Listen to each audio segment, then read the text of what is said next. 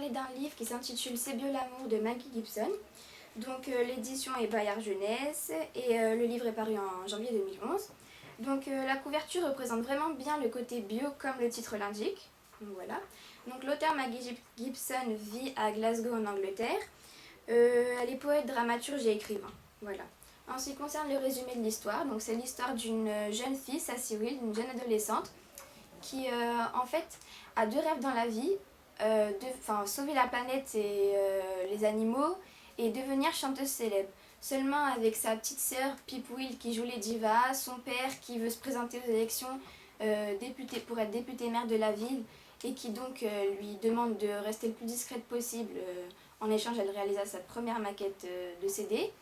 Entre Marco qui l'invite pour la première fois et Sassy Will, en fait elle sera un peu elle sera pas vraiment si elle devra. Ah oui, et avec la rumeur qui se propage dans la ville comme quoi on veut raser la forêt des Campanules, et Sassy Will ne sera pas si en fait elle devra obéir à son père ou désobéir. Donc voilà, elle sera un peu perdue et donc elle vivra des moments durs, tragiques et joyeux. Voilà. En ce qui concerne mon avis, alors moi j'ai adoré. J'ai vraiment trouvé l'histoire géniale. Le récit répond vraiment bien aux attentes qu'il a créées. Donc là, on voit sur la couverture, on voyait le côté bio et dès qu'on ouvre le livre, on remarque que le personnage principal, donc Sassy, vraiment adore les animaux, elle veut les protéger, les sauver. La fin finissait vraiment bien. Le père de Sassy Will, le père de Sassy Will, oui, a remporté les élections député-maire et la forêt des Campanules a été sauvée. Donc pour moi, c'est important qu'une histoire finisse bien parce que sinon, en tant que lecteur, on est déçu, on est inquiet et donc voilà.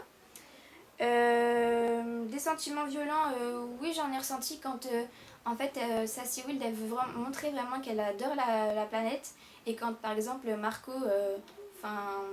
Marco lui dit que franchement il la prend à la légère, il dit que en fait ce qu'elle dit c'est que des sottises et voilà, donc elle a été un peu déçue, donc même en tant que lecteur on le ressent.